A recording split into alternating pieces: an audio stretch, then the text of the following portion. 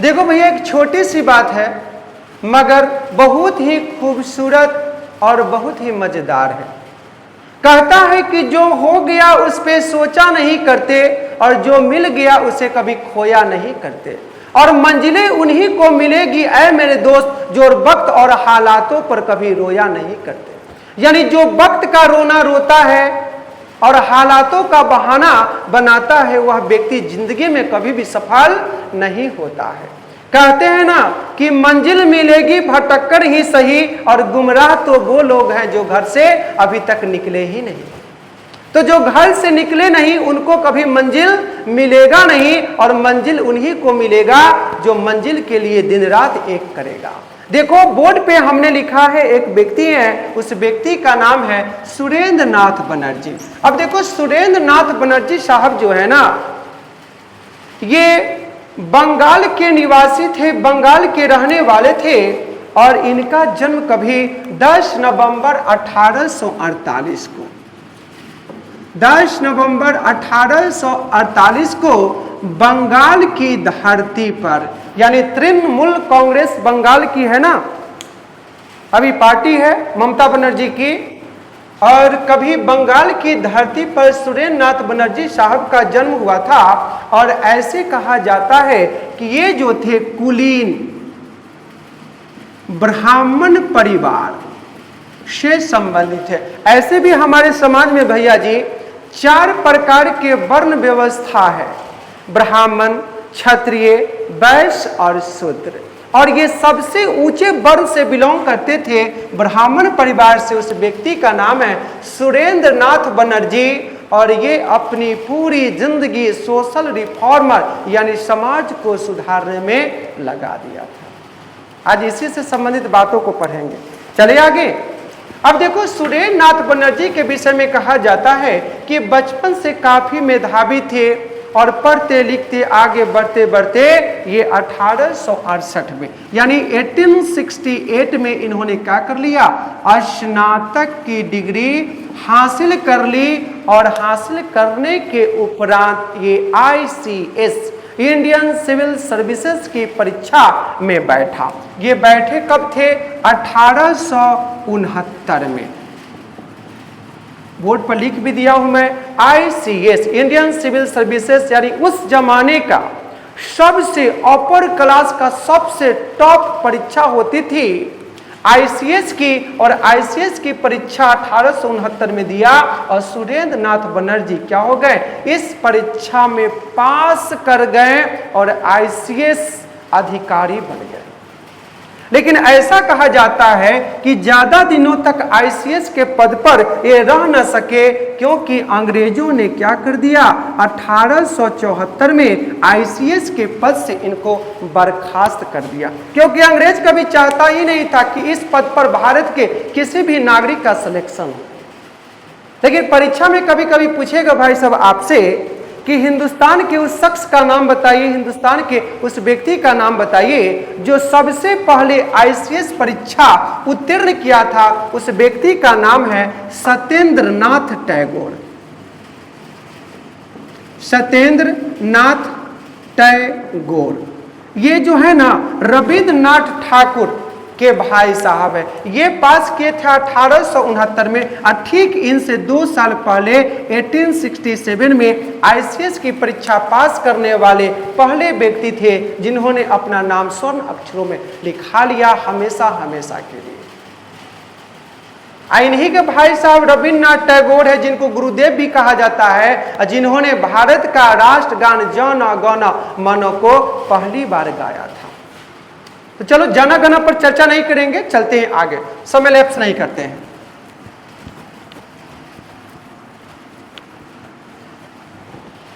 चलें, अब देखो, अब कहता है कि सुरेंद्र नाथ बनर्जी ICS की परीक्षा पास भी किए, पद पर कार्य भी किए। 1874 में इनको बर्खास्त भी कर दिया गया, लेकिन अपनी मेहनत से 1877 में ये फिर से दंडाधिकारी यानी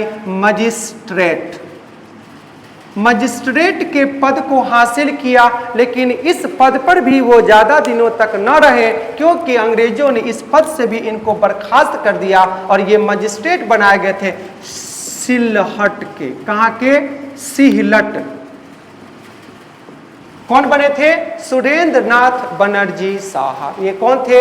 एक आईसीएस अधिकारी भी हुए, मजिस्ट्रेट भी हुए और साथ में एक उदारवादी विचारधारा के नेता भी है। उदारवादी कहने का मतलब क्या है कि जो जिसके दिल में दूसरे के लिए हमदर्दी हो, स्नेह हो, भाव हो, प्रेम हो, ऐसे ही हमारे व्यक्ति हैं जिनका नाम है सुरेंद्र नाथ बनर्जी।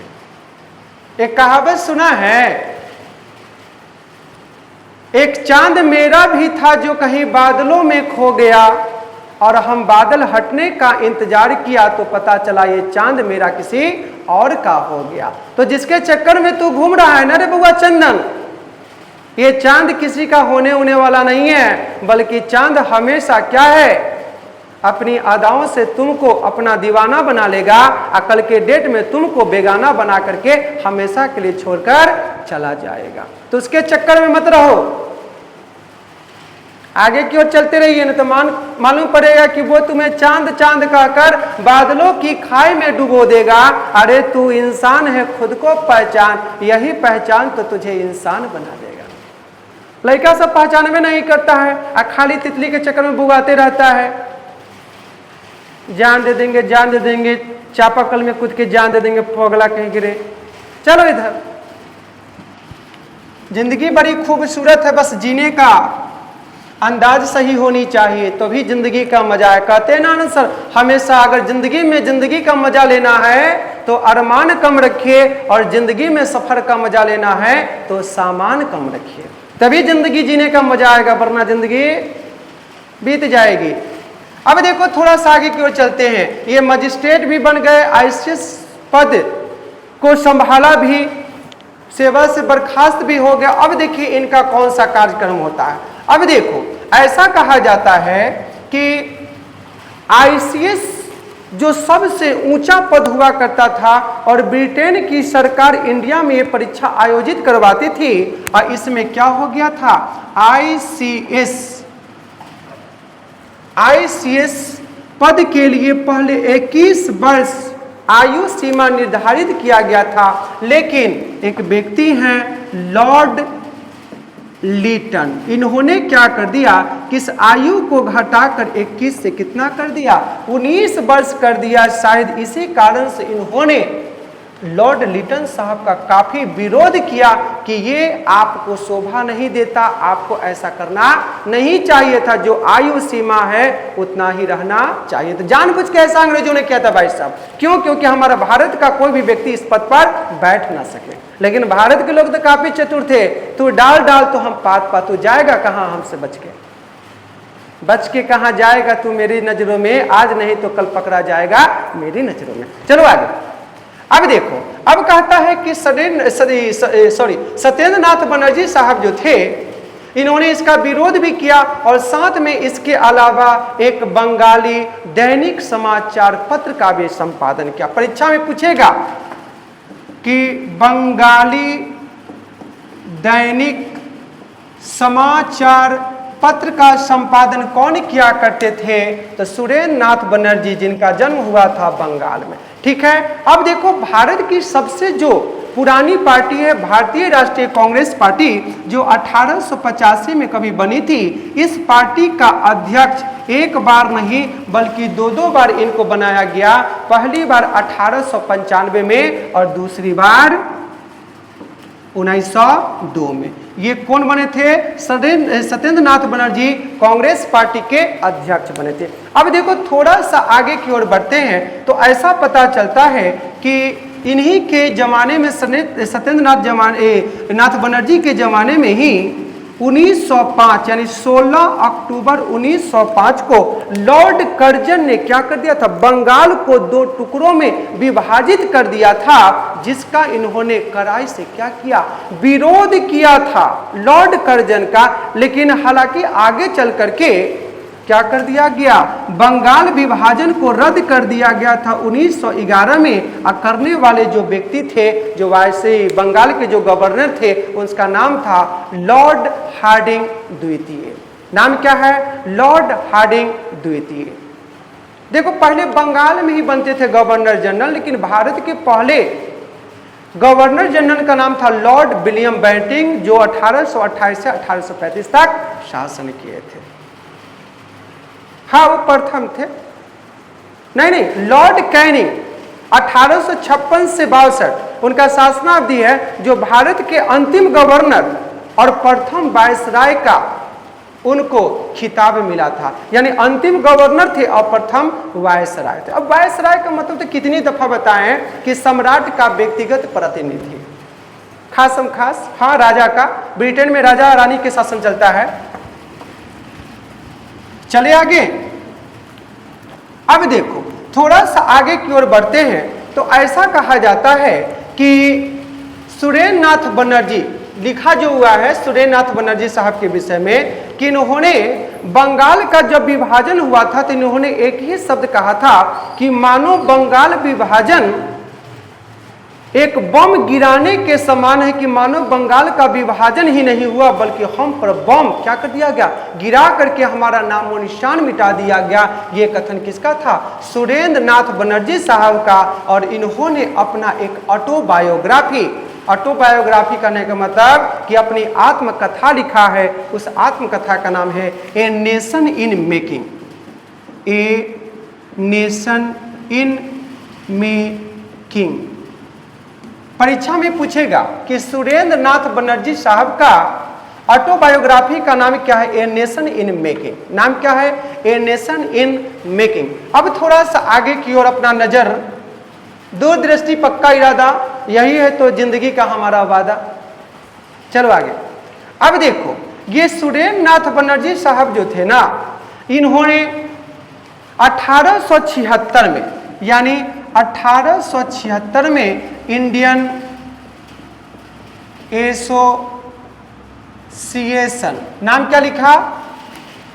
इंडियन एसोसिएशन की स्थापना किया था। और स्थापना करने का एकमात्र उद्देश्य था भारत के लोगों को जागरूक करना, यानी इनको अपने अधिकारों से परिचित कराना कि तुम्हारा अधिकार क्या है, तुम अपने अधिकारों के रक्षा को लेकर के क्या कर सकते हो, उठो जागो, और जब तक कि तुमको मिले न मंजिल तब तक कोशिश तू करते रहो। ये संस्था बनाने का उद्देश्य था इंडियन एसोसिएशन, जिसकी स्थापना 1876 में सुरेंद्र नाथ बनर्जी साहब ने किया था। ये सामाजिक समस्या, राजनीतिक जो भी समस्या था, सार्वजनिक जो भी समस्या था, इसके माध्यम से लोगों को जागरूक किया और अंग्रेजों के खिलाफ इन लोगों को खड़ा किया कि आप लोग अगर अपने हक की लड़ाई के लिए अंग्रेजों से युद्ध नहीं करोगे, लड़ोगे नहीं, ईंट का जवाब पत्थर से दोगे नहीं, तब तक ये अंग्रेज तुमको क्या करेगा? तुम्हारे अधिकारों से हमेशा वंचित करता रहेगा। कौन कहा था? सुरेंद्र नाथ बनर्जी। देखिए कहावत है ना कि जिंदगी के सफर में, जिंदगी में सफर को एक नया मोड़ दीजिए, जिंदगी में सफर को एक नया मोड़ दीजिए और जो ना समझे उसे छोड़ दीजिए। यानी कब तक किसी को लेकर के चलोगे? जब तक कि उसके मन के अंदर खुद का इच्छा शक्ति जागरूक न हो, न जागे, तब तक वह व्यक्ति को दुनिया की कोई भी ताकत उसे सफल नहीं बना सकता है। सफलता के लिए अपने कदमों को अग्रसर खुद ही बढ़ाना पड़ेगा। यही छोटी छोटी कदमों से एक दिन सफर तय करके सफलता की चोटी पर हम और आप क्या हो जाएंगे? पहुंच जाएंगे। कोशिश करते रहना है। नाम क्या था बोरे? इंडियन एसोसिएशन की स्थापना 1876 में किसने किया था? सुरेंद्र नाथ बनर्जी ने। इतना में किसी को कोई परेशानी है तो बताओ भैया जी। किसी को नहीं। अब देखो सुरेंद्र नाथ बनर्जी साहब बहुत अच्छा काम भी किया, इस की परीक्षा पास भी किए, और वो वक्त आ गया 6 अगस्त 1925 को ये बेचारे सुरेंद्र नाथ बनर्जी इस दुनिया को छोड़कर हमेशा के लिए क्या हो गए? रवाना हो गए, रफू चक्कर हो गए। उस व्यक्ति का नाम है सुरेंद्र नाथ बनर्जी। इतना में किसी को कोई परेशानी है तो पूछिए। नहीं तो चलिए ठीक है, बस आज के लिए इतना ही रहने दिया जाए। अगर कोई को भी कोई समस्या हो, जो वीडियो देखेंगे उनको कोई अगर समस्या होगी तो without any hesitation you tell me तो नहीं, लेकिन आप हमको मैसेज के माध्यम से आप अपनी बातों को शेयर कर सकते हैं। बस आज के लिए इतना ही। जय हिंद, जय भारत।